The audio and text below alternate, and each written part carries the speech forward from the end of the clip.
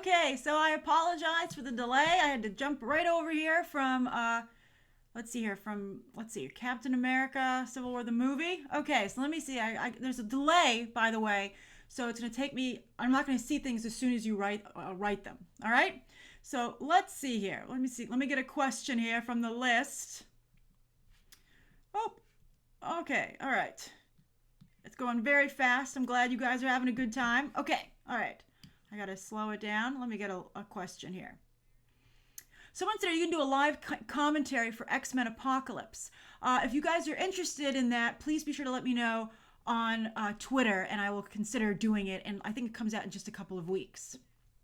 All right, so let's get some questions. All right. So here's a good question. Bent Phillip says, why is Sam so loyal to Cap? I think that's a really good question. I think that Sam, really is a strong soldier. And of course, as you can see, he runs, the VA. That's how we meet him. And I think that he's seen what Captain America sacrificed as a soldier, and he wants to help him through those things. I also think, let's be honest, Sam wasn't doing very much when he met Cap, right? He was retired. He lived a quiet life. But I think that Sam wants to be in the action, right? Like he was part of that program. And I think that, being friends with Captain America, otherwise he wouldn't be in the Avengers, right? If Captain America didn't vouch for him. So I think that probably, in my opinion, factors in there as well. That thinking might be what makes me Team Iron Man, but that's what I would think. All right, let me see if I can get some more questions here. Oh, Dairy Joe said, best Marvel movie? I'm not sure. That's a really good question. I think maybe, you know what? I don't think, most enjoyable Marvel movie would, Iron Man 2. I really liked Iron Man 2. That might be my most enjoyable Marvel movie. But most important Marvel movie, I would say, is Civil War. I think it has serious repercussions. I think it's a very sophisticated movie. And I like it a lot more now that the repercussions are going to be lasting. So again, most entertaining Marvel movie, in my opinion, is Iron Man 2. But most important Marvel movie is Captain America Civil War. Now, the Avatar says, Grace, how can you say that Tony should be allowed to do whatever he wants when he created Ultron and was responsible for the deaths of hundreds of innocent people? I agree. I think that creating Ultron was obviously really bad, and that's why they need some kind of oversight. I think that they shouldn't be allowed to do whatever they feel like. I think that they need that group from the UN running them. I think they should have a representative on it. And I think there should be a UN representative based at the Avengers complex overseeing everything that they do. I think it's a two-way street. And I think that, yes, someone should have brought that up to Tony here and said, well, what about what happened with Ultron? Why aren't you in jail? I think that it's a complex situation, and I applaud this movie for addressing it in a complex manner. I mean, the characters might have been trying to say it was black and white, but the reality of the situation is that it's not, and that's why they were able to have this whole civil war. All right, let's see here. What else? MC Blankly says, which actor do you think did the best in Civil War? I feel that Chris Evans did, well, but that's just me. That's a good question too. I think that Chris Evans, let me say this. I think Chris Evans is very good at being Steve Rogers. I think he has really made that role his own. I think that it's funny because he came from a comedy background, but I think he kind of very much plays Steve Rogers as this matinee idol character. I think a big part of Steve Rogers is how handsome he is, and Chris Evans, to his credit, is totally willing to play into that. I know a lot of actors wouldn't be willing to do that. Tom Hardy, Michael Fassbender, Johnny Depp, they wouldn't do that, but Chris Evans is willing to do that, which I think is fascinating. But I think that the best actor in the movie, I think by far and away the best actor is Robert Downey Jr. I think that his ability to carry the dramatic scenes and add layers that, quite frankly, I don't think are in the script is amazing. I would also say that Tom Holland does a really good job. I think he adds a lot of energy and he's a lot of fun. I think he's great. And I also think that Paul Rudd is really, really good in the movie. I think that, this is a very crowded film, and anyone who can stand out is impressive. And I think that that's the people, to me, that really stood out. Sprinkles Cat TV is like, well, what about the best DC movie? I think that's funny. I would say, just so you know, this is going to run till like 11. So we're going to do this Q&A from the 20 minutes. Okay, so The best DC movie? Batman v Superman, the theatrical cut. I love it. I think it's a work of art. I think it's really smart. I think it's very inside baseball. But you might be noticing that I like things that ask the complicated questions, that don't make things so easy. And I loved that Superman was treated as someone who was still learning who he was and wasn't taking the responsibility that he needed to, right? Like with great power comes great responsibility, not a lesson that Superman learned in Batman v Superman. So I just think that's fantastic, and I just love the movie. But I do realize that it really upset the Superman fan base, and it's flawed in that regard. But we're not talking about DC movies. We're talking about Captain America: Civil War. Oh, this is a good one. Deb Tristan says, how much do you think that Bucky and Cap will influence the Black Panther movie? I think they're going to be very much a part of that movie. I've discussed this before. I know that you guys don't like that. I know that a lot of you are like, it's Black Panther's movie. But look, you want Black Panther's movie to do well at the box office, right? And I think that it's going to have all these other characters in it that no one knows. I mean, sure, people like Black Panther in this film, but not enough, I think, to make his movie do really well. But if you put Captain America and the Winter Soldier into that movie, and you further this storyline, Black Panther is going to do exponentially better than it would do on its own. So why not go there? And I think that's very exciting for Black Panther. And don't worry, I think that T'Challa will be a big part of that storyline. I think he and his team will be the ones that cure Bucky, or at least allow him to be unfrozen. And I think that Cap hiding out in Wakanda, I mean, like, wow, what a lucky strike for Wakanda. I mean, talk about having a commodity, or, as the rest of the world feels, a weapon of mass destruction. Let's see here. Christopher McLean, I like this question. Do you think that Marvel movies can ever go dark? Like, this is a dark storyline, but not as dark as DC. I disagree. I think this movie is incredibly dark, especially when you consider how much they're hurting each other, both emotionally and physically. It's brutal to watch Tony and Steve like just wail on each other, no holds barred. I mean, it's just shocking. And again, when I saw this movie, as I talked about while I was watching it, I heard people gasp multiple times while watching it. You saw me really react to some of the ways they were hurt, and that's very impressive. So I think this is a very dark movie. I think it's surprisingly dark, actually. So let's see here. What are your so Drawing Oz says, what are your thoughts on Scarlet Witch?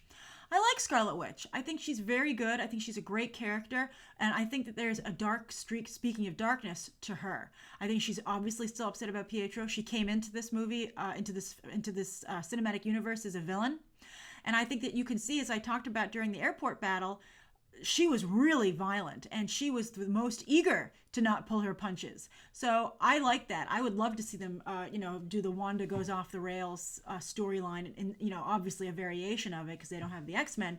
But I'd love to see something done there with her. I think she's a really great character. They turned her into Jean Grey. She's there's no magic here. I keep saying I want to see her in the Doctor Strange movies, but to be honest, there's no correlation because there's no magic.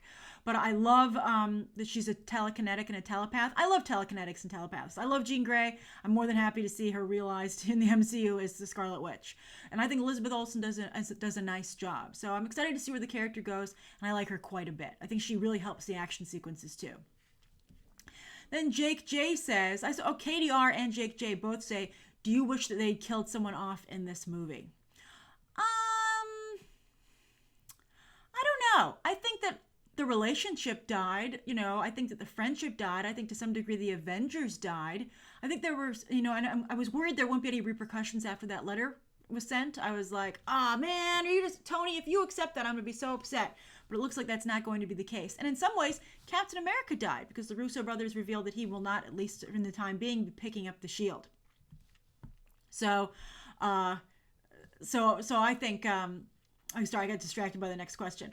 I think that enough consequences happened here that it's okay that nobody died. I think if someone died, to be honest, I don't know if there would be any coming back from that. I don't think the team could ever come back together. It's going to be awfully awkward as it is to have that conversation between Steve or Vision and Don Cheadle's roadie later on as it is. I like this. John M. says, how do you feel about Black Widow's hair always being on point? I mean, even after the explosion in Wakanda when she's talking to Black Panther, her hair is flawless. Yeah, as I mentioned, when Wanda's in prison, it's like who put makeup and gave her a blowout in her jail cell. I think that the movie's a little glossy, or in this case, flossy. Everybody just looking absolutely perfect. As I said, everyone has a very, fashionable black eye. And I think that if the MCU, I don't think the MCU ever will go this dark, quite frankly, because I don't think the audience wants it to overall. But, they'd have to become a little bit more realistic. But, we'll see how Rogue One goes across, because that's what they're trying to do there. I like this question from Zachary Richard. He says, what do you think is the extent of Vision and Wanda's powers? I don't know if you've seen the video that I've done. Right after this movie, I was like, when I was watching it, and they talked about the similarity between, Vision and Wanda both having their powers from the same Infinity Stone, and I was thinking about Doctor Strange. I was like, you know what? I bet Captain Marvel's totally going to be powered by an Infinity Stone. And I really do believe that those 4 characters, and maybe some other ones, because there are 5 Infinity Stones, will be powered by in that regard. So I'm very excited about that. And I think that Wanda and Vision are going to have their storyline. I think they're definitely sowing seeds for the romance, but what happens to them professionally, I guess that's their personal storyline. Their A storylines are going to go off course considerably from the comics, because they're going to be pulled into the whole Infinity Stone thing. Let's see here. All right, I'm trying to go down a little bit further. Let me get a recent question that was asked. Someone else agreed. Elsa and Noah said Steve felt obligated to kiss Sharon, sort of sad. Totally agree. He was like, man, she brought us all our gear. She risked her job. She's looking at me like that. I don't think I can get out of this, especially if I want to ask her for another favor in the future. Oh, MC Blankly says, do you ship Bucky and Cap? Well, you know what? I don't have like this, burning desire to see them be a couple or anything. But I have to say, if the movie's going to put it out there, if the MCU is going to, quote unquote, go there, then I don't like it. I don't like it when, people try to have their cake and eat it too. I'm like, if you're like, I didn't tell them to make Cap ridiculously protective of Bucky, right? It's not from the comics. That's something that they created. They haven't been able to come up with a conceivable alternative reason that he's this dedicated to Bucky. So I feel it's like, you went there, you went in that direction, and you just kept going in that direction harder and harder with like a lot of the beefcake sequences in the movie, that you should just own up to it. You can't, don't play coy with us, right? Don't Disney actually has a really big history of this, that they will really kind of like wink at their very loyal LGBT audience, but never actually give them anything. And I always wonder how long they can do that before everyone's like, calls them on it, right? And so, even with the way the Sharon kiss was played, I mean, that totally, works with this theory that Steve really truly loves Bucky. Like, because, there's so many, obviously, even Chris Evans is an actor. When he, if you go and you look back at that scene and you see the look on his face when he has to kiss Sharon, it's, like, really bad. Like, if he came at me like that, I'd be like, don't do me any favors, Steve. If you don't want to kiss me, don't kiss me. So I think that, there's a choice there. I like this question. Gallius Rack says, do you think that Cap should have had a political speech? That's a great question, because here's the thing. He doesn't have a political speech because he's not politically motivated at the end of the day. I think that Cap, in my opinion, and as you can see, I'm a huge Team Iron Man fan. I think that Captain America is personally motivated. I think he's very selfish. I think that he doesn't want to answer to anyone, and he doesn't want, even though people died, he doesn't want to have any culpability. I mean, Iron Man's willing to take it upon himself, but Steve won't. He's like, I want to do what I want to do when I want to do it, and I don't want to change that under any circumstances. I won't even adjust or compromise a little bit. And then with Bucky, he's like, you know what? I want to go after Save Bucky. I'm going to sacrifice my fellow teammates to do it. I think he doesn't have a political speech because, to be perfectly honest, this version in the MCU of Civil War is not politically motivated. I think he's totally personally motivated, and that's why it makes perfect sense for him no longer to be Captain America, because he's Captain Steve, fighting for what Steve wants. Cameron Sims says, question, are solo movies for female characters too big of a risk for Marvel? What's the holdup? That's a really good question as well. I'd be curious to see what they're going to do with Captain Marvel. I think Brie Larson, not a huge fan base. I still think Emily Blunt or Charlize Theron would have been much smarter. Charlize Theron probably would have been the best bet. And she's, I think, in the same kind of like age range as Don Cheadle, Robert Downey Jr., Paul Bettany. So she would have fit here. And I think that would have been smarter. I think Brie Larson, although I think Brie Larson's been very adorable in some of her recent social media. She also did she like retweeted a meme of "I am the captain now" to Captain America. I thought that was pretty funny. That was very charming. So she could really come around. But I think that, yes, I think that solo movies for women, female leads are risky. I think look at Mad Max. That had a very strong female lead. Didn't do amazing, right? So far, sequel, not been greenlit. And I think that nobody wants to make the female movie and fail. Wonder Woman's iconic, and I think that Gal Gadot is very well cast, and I think she might be like the perfect person to play it, not just like physically, but I think her approach to the character and wanting to have a female hero is very exciting. So it's a real tightrope act, and I think it's not only getting the audience to go, but finding the right actress. Unfortunately, a lot of actresses are the most concerned with how they look. But you need an actress who's not going to think that way. I don't think that Scarlett Johansson does that. But again, maybe these actresses should be like, I don't want this blowout. You're making me look ridiculous. So I think that that's what's really difficult. Not only being able to get the right screenwriter, get the right director, but getting the right actress who's not going to vogue. That's really hard to do. And hopefully they found those people in Gal Gadot and Brie Larson. All right, let me scroll down a little bit so I can get closer questions that just were asked. Okay. All right, hold on. All right. I'm trying to make sure I get a question there. Oh, this is good. Solomon Dow says, "Hi, Grace. Do you think that Tony is too emotional when it comes to his decision making?" Yeah, I have to say, I do not think that Tony is a leader either. I want to point out that while I said Cap is very selfish, I wouldn't say that Iron Man is like Tony Stark is a model of perfect human behavior either. I think they both have very strong character flaws. And I think maybe Steve is a little bit behind Tony in terms of like their character arcs, because Tony already had his selfish moment with Avengers Age of Ultron, right? Of doing what he wanted to do. Who cares what anybody else thinks? Come to think of it. So I think that, to be perfectly honest, somebody else should be leading this team. I know that they're the two big stars, and I don't even think it should be Black Widow, because I think that Black Widow is too much of a double agent. And I also think that she develops personal relationships people, also probably because of her spy background. So if I had to pick someone to be the leader of the team, I would, I think T'Challa really proved, I don't think he wants the job, but I think when he was, gave mercy to Zemo and decided to let him go, in front of a judge and jury and to be locked. I don't think he actually went in front of a judge and jury, actually, but, not to just, dispense his own justice. I thought that was very impressive. But, Hawkeye might be an interesting leader. I think they need someone to lead the group, perhaps, from the UN, someone who's a general, not General Ross, because he has a chip on his shoulder, I think, when it comes to superpowered individuals. But they need someone who's a good leader and a good tactician, and they don't have anybody like that right now. And that might be one of their biggest problems, that this team doesn't have a coach. All right, let's see here. This is a good question from Bent Phillips. It says, "Can't you love someone without wanting to sleep with them?" That's a great question. And I see a lot of people saying, Cap loves Bucky like a brother. I don't agree with that. I especially because I don't see it reciprocated. There's just something about the way that they look at each other and the vibe that's put out there by the movie, and also the way they interact with other characters, that again, it puts that out there. I think that there could be a depiction of this relationship where it is brothers, but the actors aren't playing it that way, and the directors and the writers aren't portraying it that way. I think it could have been totally done as non-sexual, but that vibe's there. All right, let's see here. Oh yeah, Christopher McLean says they need Nick Fury back. Great question.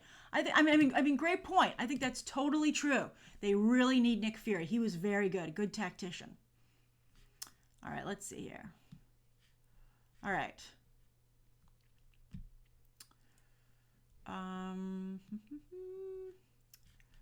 Let's see. Oh, I like this question.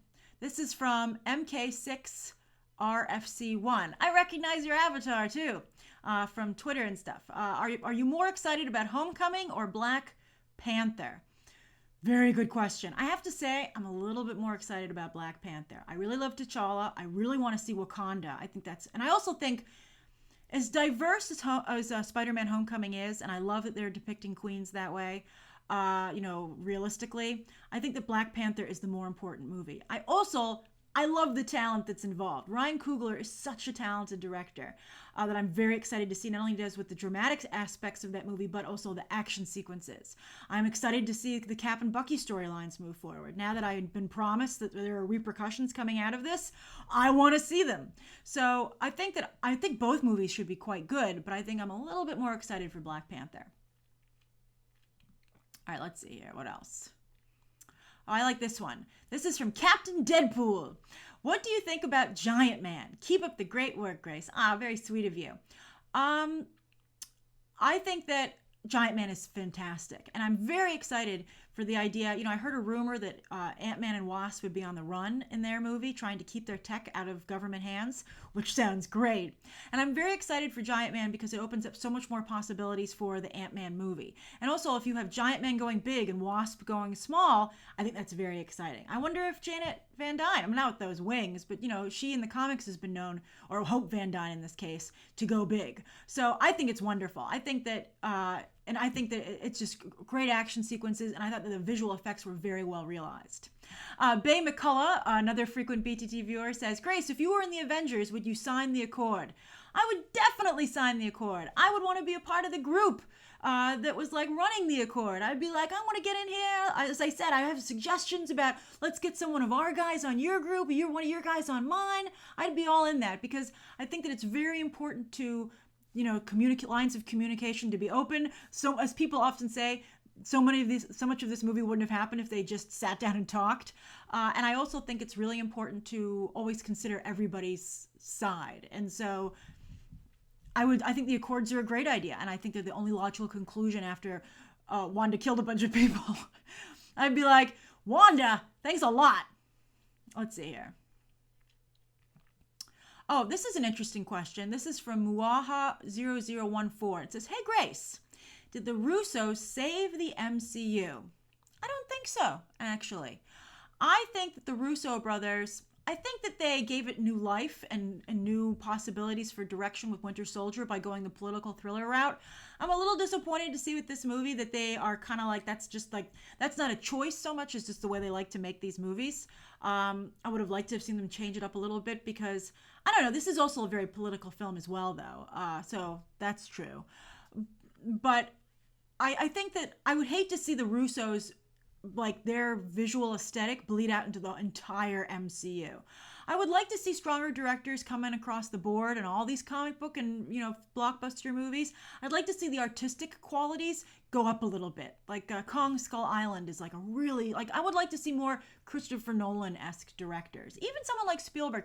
I think that the visual, I don't know. I liked a lot of the moments in this movie, but never once watching Captain America Civil War was I like, film school moment, right? Like, that's just like that, the power of that. I didn't have that. So I think that the Russo brothers are very talented directors, but I would hate for them to become the poster boys of the MCU. All right, let's see here. We just have a couple of minutes left here. Okay, hold on. Okay, whoop, okay. I like this one. James is not gaming says, hi Grace, my question is, how did Cap know that Bucky killed Tony's parents? Thanks. Well, here's my thoughts on this. Obviously from Winter Soldier, he saw the headline when, I forget the character's name. I know there's so many of you who get upset with me about that. Toby Jones was like, oh, we did so much evil stuff as Hydra. And they showed the headline of Howard Stark dies in automobile accident. Apparently at a much different age. Maybe they used a young picture of him, but they used Dominic Cooper. Is that his name?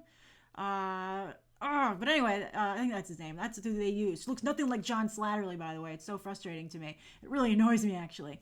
But anyway, so they showed that. So Cap knew that Hydra had killed Tony's father, and I guess his mother too, but they didn't really go into that. So anyway, with Bucky, I think he's probably like, well, every time Hydra killed someone, it was largely Bucky, right? And I think that I think that he suspected. It was kind of like one of those things. This is how I see it, right?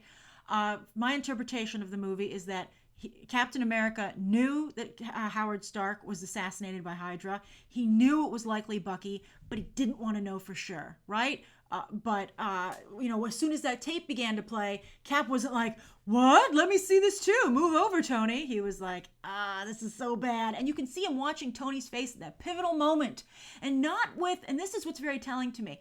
He doesn't look at Tony with like, "Oh, I feel so horrible for you, Tony. I wish I could stop this and you didn't have to go through this. I wish it wasn't true." He's like, how's he going to react? How do I need to play this? Is this guy going to become a threat? And that is like really cold. Steve Rogers can be pretty mean. All right, so I'll just answer three more questions. It's 11 o'clock. Let's see here. This is a funny one. This is from Ari Yad and says, "Hey Grace, if you could have superpowers, what would they be? And how would you contribute to Team Iron Man?" I would have amazing team building power. To be perfectly honest, if I really wanted to have powers, I would want to have Scarlet Witch's powers. So I would have Scarlet Witch's powers, and I would therefore, cancel her out of the fight, right? Because I think her powers are really cool, and they're like really powerful. Vision's just kind of weird. I don't want to be a lamp, but I think Scarlet Witch's powers are awesome, and I would help Team Iron Man out. Let's see here. Roger Ailes. Who's using that as their name? All right. Would Suicide Squad live reaction? Oh, for sure. All right. Let's see here. This is from Grace Rodriguez. And Grace says, "Who do you think does the best job juggling a huge cast? Zack Snyder, Joss Whedon, David Ayer, Bryan Singer, or the Russo brothers? What did they do right and wrong?" That's a really good question. I think Joss Whedon does the best job, quite frankly. I think that, and the Russo brothers do too. I think they do a nice job as well. Zack Snyder, I'm so disappointed in the Ultimate Cut. It's a little bit, and also he has two movies. I mean, you can't make two versions of the same movie. He cheated. David Ayer, that I think did a horrible job juggling his team. Bryan Singer, I think Bryan Singer is so weighted towards the male characters that, I always have a little bit of a problem with that. Although I did like X-Men Apocalypse quite a bit.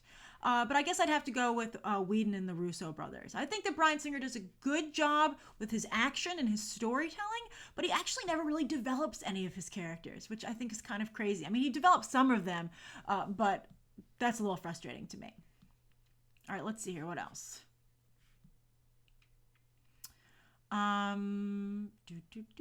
Okay. Sorry, it's going a little fast. I want to see here.